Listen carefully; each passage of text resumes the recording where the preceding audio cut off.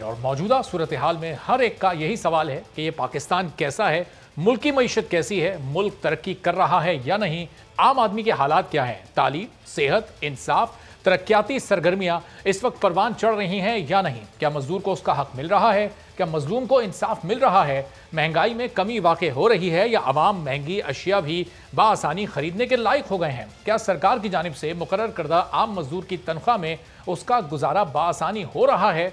मौजूदा हुकूमत के 3 सालों में अवाम पहले से ज्यादा खुश दिखाई दे रहे हैं या गमगीन है, क्या रिश्वतखोरी और करप्शन का खात्मा हो गया है, क्या सरकारी इदारों में बगैर असर रसूख और पैसे के इस्तेमाल के बगैर अवाम को खिदमात दी जा रही हैं, क्या पुलिस का निज़ाम या इस निज़ाम में इस्लाहात हो गई हैं जिनका वादा किया गया था। अगर इन तमाम सवालात के जवाबात हाँ में चाहिए तो हुकूमती तर्जुमानों के बयानात सुन लें और उनसे मुताल्लिक शाये होने वाली खबरों का जायजा लें। आप महसूस करेंगे कि मुल्क में इस वक्त सब अच्छा है, वाकई तब्दीली आ गई है, दूध शहद की नहरें बह रही हैं, तमाम मसाइल हल हो गए हैं। लेकिन अगर आपको इन सवालात के जवाबात ना में चाहिए तो किसी भी अपोजिशन के रहनुमा को सुन लें, आपको मालूम हो जाएगा कि मुल्क बदहाली का शिकार है, मईशत इस वक्त तबाही के दहाने पर पहुंच चुकी है, कर्जे आसमानों को छू रहे हैं। और ऐसा क्यों हो रहा है? हुकूमत माशी आदादो शुमार बताकर खुद को कामयाब करार देने की कोशिश कर रही है, तो दूसरी तरफ अपोजिशन इन मुआशी आशारियों और मईशत को फोटोशॉप एडिटेड मईशत करार दे रही है। आखिर ऐसा क्यों है? क्योंकि जून शुरू हो चुका है और बजट के लिए हुकूमत और अपोजिशन ने अब तैयारियां शुरू कर दी हैं। हुकूमत चाहती है ये बजट पास हो और अपोजिशन चाहती है कि हुकूमत को इस बजट को पास करने से रोका जाए। हुकूमती तर्जुमान और वुज़रा अवाम को खुशी की नवीद सुना रहे हैं, जबकि अपोजिशन इसे अवाम दुश्मन करार देने पर तुली हुई है। और वज़ीर इत्तलात फवाद चौधरी तो यहाँ तक कहते हैं कि महंगाई हुई है मगर अवाम की क़ुव्वत ख़रीद भी बढ़ी है। क्या वाकई ऐसा हुआ है? कल पाकिस्तान मुस्लिम लीग नून एक सेमिनार करने जा रही है। ये प्री बजट सेमिनार होगा जिसका एहतमाम किया गया और इसका उन्वान है इमरान खान की हुकूमत में डूबती मईशत। ये सब ऐसे हालात में हो रहा है जब अपोजिशन का मुकाबला हुकूमत से बाद में बल्कि पहले अपोजिशन से ही हो रहा है और हुकूमत का हाल भी कुछ इससे मुख्तलिफ नहीं है। अब क्या इस वक्त अपोजिशन जो कि खुद इस वक्त तकसीम नज़र आती है हुकूमत को बजट मन से रोक पाएगी? क्या पार्लियामान में मुत्तहिद होकर कोई ऐसी हिकमत अमली अपोजिशन बना सकती है? और अपोजिशन जमातें एक दूसरे पर इल्ज़ामात भी लगा रही हैं। पीपल्स पार्टी ये कह रही है कि नून लीग ये चाहती है कि यह हुकूमत मुद्दत पूरी करे। इस इल्ज़ाम में कितनी सच्चाई है, कितनी तस्दीक है, इसी बारे में मजीद गुफ्तगू करते हैं। फैसल करीम कुंडी साहब पाकिस्तान पीपल्स पार्टी के सीनियर रहनुमा हमारे साथ मौजूद हैं। फैसल साहब, ये नून लीग पर इल्ज़ाम क्यों आप लोग लगा रहे हैं कि नून लीग ये चाहती है कि ये हुकूमत मुद्दत पूरी करे? नून लीग तो इस वक्त PDM में मौलाना साहब के साथ वो भी एक तहरीक चला रही है, जलसे जुलूसों का आगाज़ भी वो ऐलान हो चुका है, वो भी होंगे आपके बगैर, फिर आपकी जानिब से इल्ज़ाम क्यों लगाया जा रहा है? बिस्मिल्लाहिर्रहमानिर्रहीम। अरबाब साहब, आपने बड़ा अच्छा सवाल किया। इसमें देखें, PDM जो माजी में बनी थी उसमें यही था कि महंगाई और बेरोज़गारी के ख़िलाफ़ जो इस वक्त इस मुल्क का हाल है उसके ख़िलाफ़ PDM बनी और हम इस हुकूमत के ख़ात्मे के लिए निकले थे। PDM में जो है वो इख्तलाफात पैदा हुए और हमारे एक रिजर्वेशन भी थी और उसके बाद एक मरियम साहिबा का एक बयान आया जिसमें उन्होंने कहा कि मेरी और मेरी पार्टी की ख्वाहिश है कि ये हुकूमत अपना टाइम पूरा करे। PDM निकली थी इस हुकूमत को गिराने के लिए और PMLN कह रहे हैं कि नहीं, हम तो इसको 5 साल पूरे करने दे रहे हैं। फिर जब अदम एतमाद की हम बात करते हैं, पाकिस्तान पीपल्स पार्टी बात करती थी कि आए अदम एतमाद की तहरीक लेके आए, हम मरकज़ में भी लेके आए, पंजाब में भी लेके आए, लेकिन वो अदम एतमाद से पीछे हटे तो कहते नहीं अदम एतमाद छोड़ें, इस्तीफ़े दें। तो ये चीज़ें जो हैं वो जो हमारा एक्शन प्लान था उस पर अमल दरामद नहीं हुआ। देखिए, हमने कहा कि आप ज़िमनी इलेक्शन लड़ें, सेनेट का इलेक्शन लड़ें, सब कुछ हम लॉन्ग मार्च था। उसके बाद अब अदम एतमाद की तहरीक थी और आखिरी हरबा हमारा इस्तीफ़ों का था, लेकिन वो कह रहे कि नहीं, इस्तीफ़े आप बस लॉन्ग मार्च के साथ ही दें। दूसरी बात यह, चलो PDM में हमने तो इस्तीफ़े, चलो हमारी बात होती मानी, हमने इस्तीफ़े नहीं दिए। क्या इन्होंने लॉन्ग मार्च और इस्तीफ़ों का ऐलान किया? इन्होंने तो एक्शन रिप्ले शुरू कर दिया। अब वो कहते हैं दोबारा से जलसे शुरू कर दें। अब दोबारा से जलसे करेंगे और मतलब है कि अगर ये संजीदा हैं, अपोजिशन को इकट्ठे करें, आएँ, हम अदम एतमाद की तहरीक लेके आएँ, हम पंजाब हुकूमत में अदम एतमाद की तहरीक लेके आएँ, हम मरकज़ में अदम एतमाद की तहरीक लेके आएँ और हम इस हुकूमत का ख़ात्मा करें।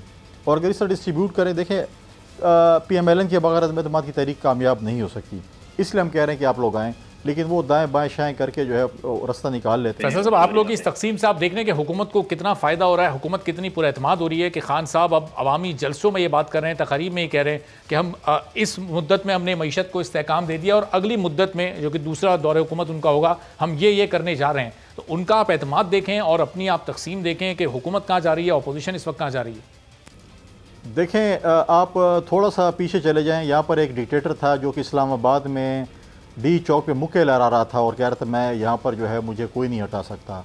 और फिर उनकी इत्तेहादी जमातें भी कह रही थी कि हमें वर्दी में जो है वो सारी उम्र के लिए कबूल है, 10 दफ़ा भी कबूल है। तो वो आज डिक्टेटर कहाँ पर है?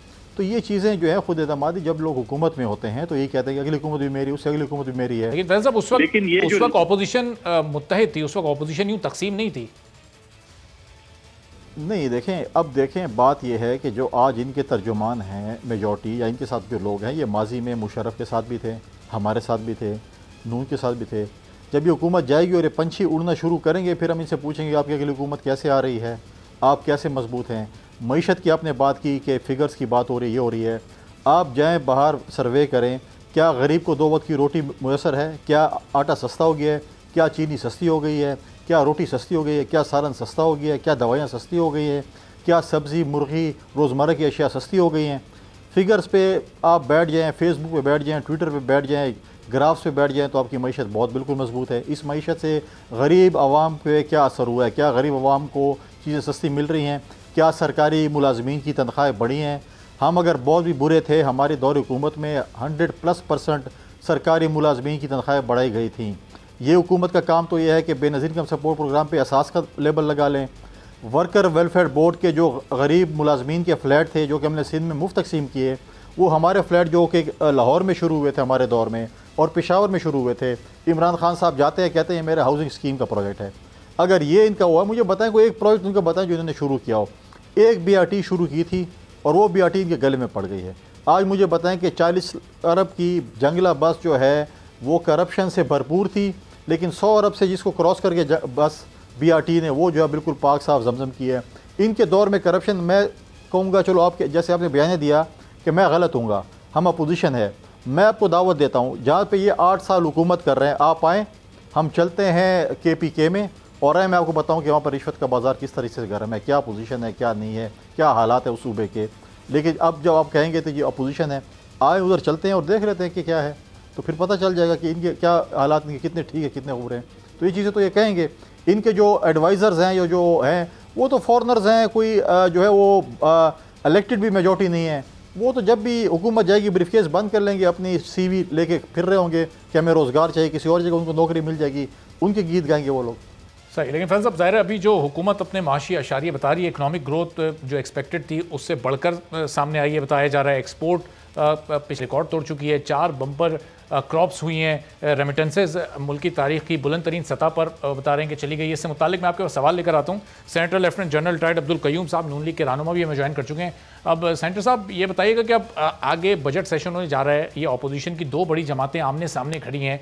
अगर आप लोग मुत्तहिद नहीं होंगे, एक साथ काम नहीं करेंगे, अपोजिशन टफ अपोजिशन के तौर पर हुकूमत के सामने नहीं आएंगे, तो हुकूमत तो बड़ी आसानी से बजट पास करवा लेगी।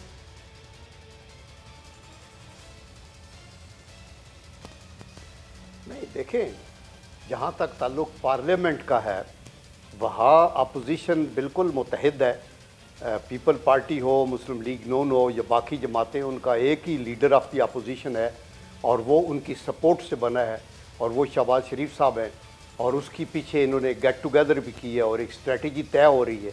तो वो तो ऑब्वियसली पार्लियामेंट के अंदर तो कोई उसमें डाउट है नहीं और उसकी बाकायदा बजट के ऊपर ये देखा जाएगा कि कौन से अवाम दोस्त अक़दामात हैं, वो उनको अप्रिशिएट किया जाएगा।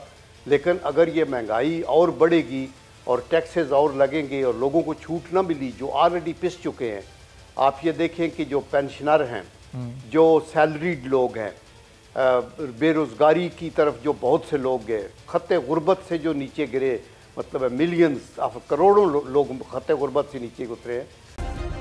सब्सक्राइब करें और बेल दबाएं ताकि कोई खबर रह न जाए।